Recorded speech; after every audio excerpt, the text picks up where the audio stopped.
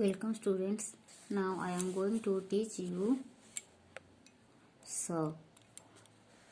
Odia letter स आज आम पढ़ा ओडिया रे आमे पढ़ी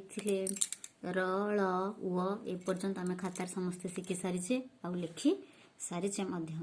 तापरे उ पर आम शिखा जी तालव्य स मूर्धन्य स आउ दंत्य स तीनोटी स आमर व्यंजन वर्ण रे तीनोटी स अच्छी ए तीनोटी जाक सर व्यवहार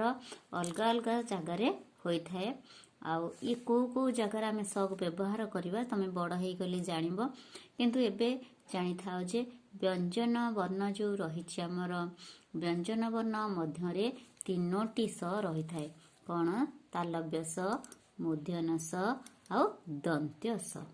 देख ए तालव्य स मूर्धन्य स आउ दंत्य स को आम लिखा किभली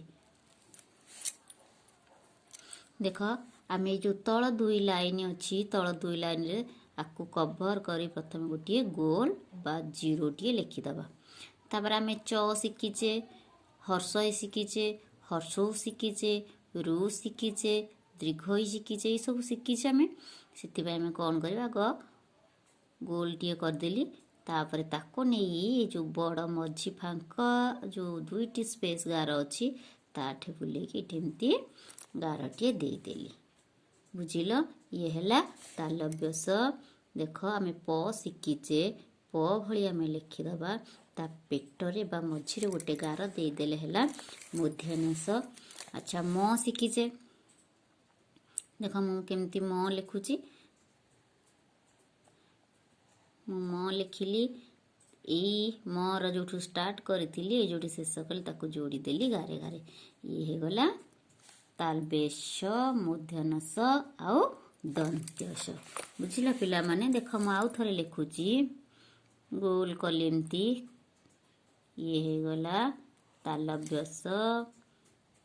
प लिखिकी पेटर गोटे गार देली तालव्य स मूर्धन्य स तापर देख ये लिखिली दंत्य स ये तीनोटी जाक स को तुम एमती खातार निजर लिखिकी प्रैक्टिस कर मन रख या ना है तालव्य स ये है मूर्धन्य स आउ ये है दंत्य स तालव्य स मूर्धन्य स दंत्य स ये तीनोटी जाक अक्षर को तुम निज कॉपी रे तुम लिखि प्रैक्टिस करबा आ तीनोटी जाक सर ना मन रखिबो आ ए तीनोटी जाक सरु आमे आगु को नुआ नुआ शब्द सब तैयारी करबा बा नुआ शब्द गढ़िबा ओके स्टूडेंट्स थैंक यू।